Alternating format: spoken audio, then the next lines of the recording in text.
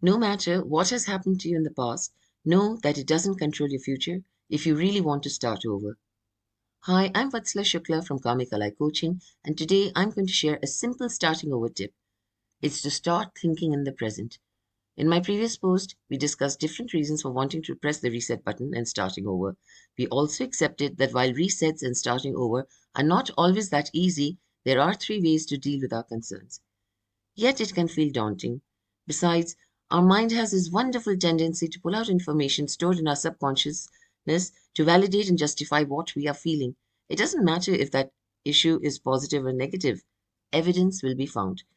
In my micro course on mind mastery for professional women, you learn how to reprogram your subconscious mind and apply the learning to make those mindset shifts that will bring you closer to your goals. You also need to change the way you think, and this begins with thinking in the present instead of staying stuck in the past. It's not as hard as you think, though. You really need to want to create the change that you desire. There are three top practices that I can share to help you begin thinking in the present.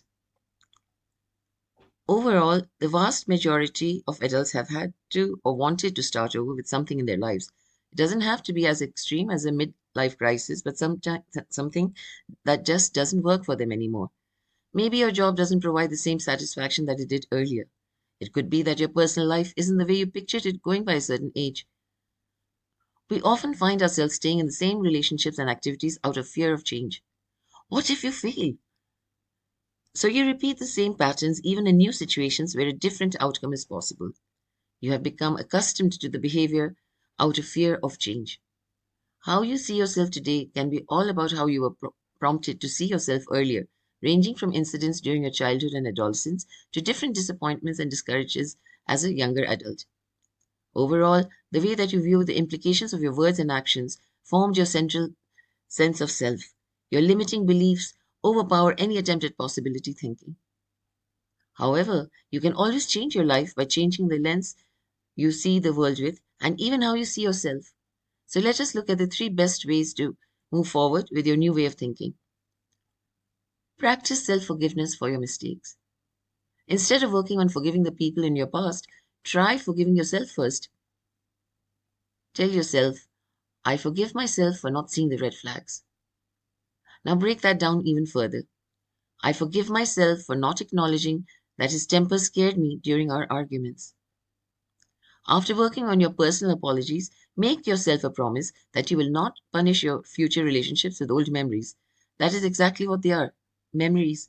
Don't give them unnecessary importance. Recognize and acknowledge your negative thoughts. The ability to recognize the multiple places of your negative self talk or thoughts is the first step to rectifying outdated perceptions and conclusions about you and your mental environment. Now, write down all these different negative thoughts on a sheet of paper. Below each statement, write a positive way you could have responded. Read them to yourself. You will find that over a short period, your mindset will begin to change to a positive response to yourself and inevitably to the people around you. And lastly, leave the door open. While it is perfectly normal to hold back in any new relationship, after some time, if you're still feeling apprehensive, check in with yourself. Are you punishing yourself out of fear that the new person will be just like others from your past? If it is possible, you are punishing yourself for thinking you do not deserve good relationships. This could apply both to your personal relationships and even those with say, a new boss or new co workers. Either way, ask yourself, what is the outcome of your fear? Likely, one would be the new person walks away, or your boss or your co workers distance themselves. Stop punishing those that were not part of that memory. Allow them to earn your trust, confidence, and love. Base your thoughts from that behavior, not your personal negative thoughts. And as a final word, I suggest you give yourself a pep talk every day. Congratulate yourself for the good thoughts or actions you had with others. And remember that no one is perfect.